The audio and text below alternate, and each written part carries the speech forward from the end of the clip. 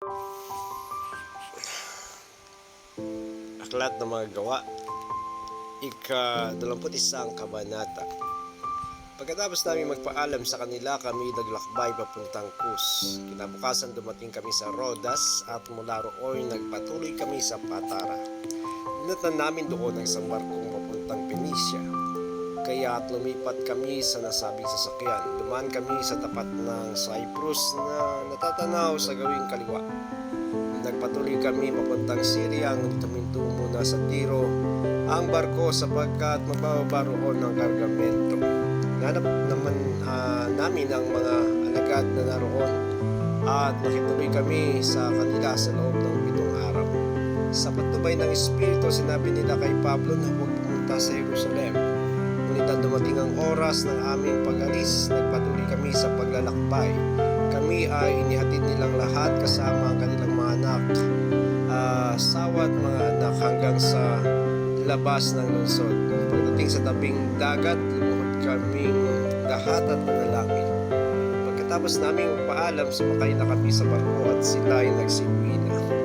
Mula sa Tiro, nagpatuloy kami sa paglalakbay at nakarating kami sa Tolemaida. Nakipagkita kami sa mga kapatid at tumigil doon ng ilang araw. Kinabukasan, tumuloy kami sa Cesarea sa bahay ng ebangelistang si Felipe, isa sa 7 lalaking hinirang noong una sa Jerusalem. Siya'y may 4 na anak na dalaga na pawang mga propeta. Makalipas ang ilang araw, dumating mula sa Judea ang sa propetang ang pangalan ay Agabo. Pinuntahan niya kami, kinuha ang pamigkis ni Pablo at ginapos ang sariling paa at kamay.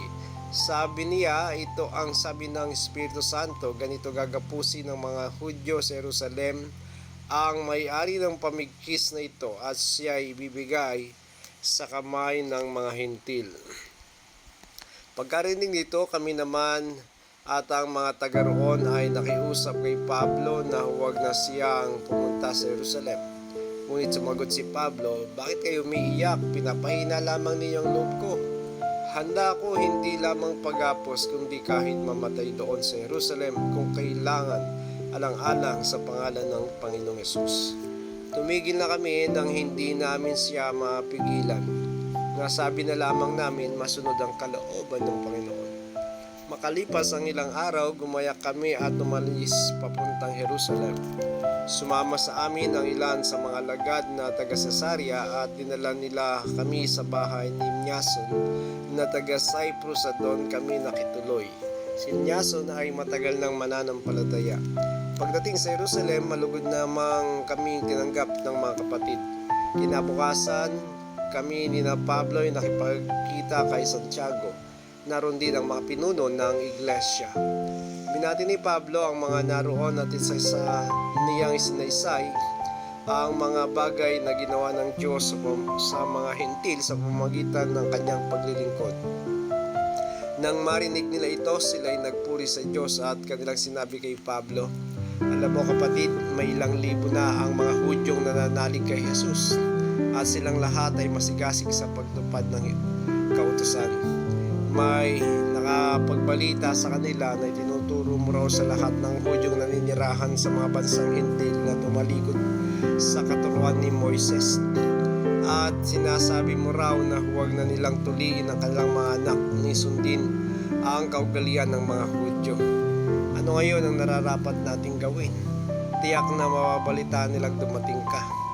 Ganito ang gawin mo, mayroon ditong 4 na lalaking may panata, isama mo sila at tuparin ninyo ang paglilinis ayon sa kautusan. Ikaw na ang bahala sa magagastos at nang sa gayon ay mapaahita na nila ang kanilang ulo. Sa ganitong paraan ay malalaman ng lahat na hindi totoo ang balita tungkol sa iyo, kundi sumusunod ka pa rin sa kautusan ni Moises. Tungkol naman sa mga mananampalatayang Hintil, isinulat na namin sa kanila ang aming pasya. Huwag silang kakain ng anumang inihandog sa Diyos-Diyosan, huwag kakain ng dugo at ng hayop na binigti, at huwag makikyapid. Kinabukasan isinama nga ni Pablo ang mga lalaki at isinagawa nila ang seremonya ng paglilinis. Pagkatapos siya ay pumasok sa templo at ipinagbigay alam kung kailan matatapos ang takdang panahon ng paglilinis upang maialay ang handog para sa bawat isa sa kanila. Nang matatapos na ang takdang 7 araw, si Pablo ay nakita sa templo ng ilang Hudyong taga-Asya. Sinunggaban nila si Pablo at sumigaw, "Mga kababayan, tulungan nyo kami.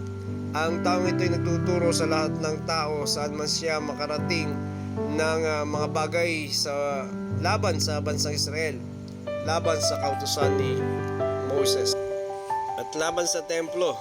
Gayun din naman, nagsama pa siya ng mga Grego sa loob ng templo. Nilapastangan niya ang banal na lugar na ito." Ganon ang sinabi nila sapagkat nakita nilang kasama ni Pablo sa lungsod si Tropimo na taga Efeso. Inakala nilang sinama siya ni Pablo sa loob ng templo. Nagulo ang buong lungsod at dumagsa ang mga taong bayan. Sinunggaban nila si Pablo at kinaladkad palabas sa templo at biglang isinara ang pintuan. Balak nilang patayin si Pablo, ngunit nabalitaan ng pinuno ng mga sundalo na nagkakagulo sa buong Jerusalem. Kaya nagsama agad ito ng mga opisyal at mga kawal at dali-daling nagtungo sa kinaroroonan ng mga tao. Pagkakita sa kanila, itinigil ng mga tao ang pag-uubog kay Pablo.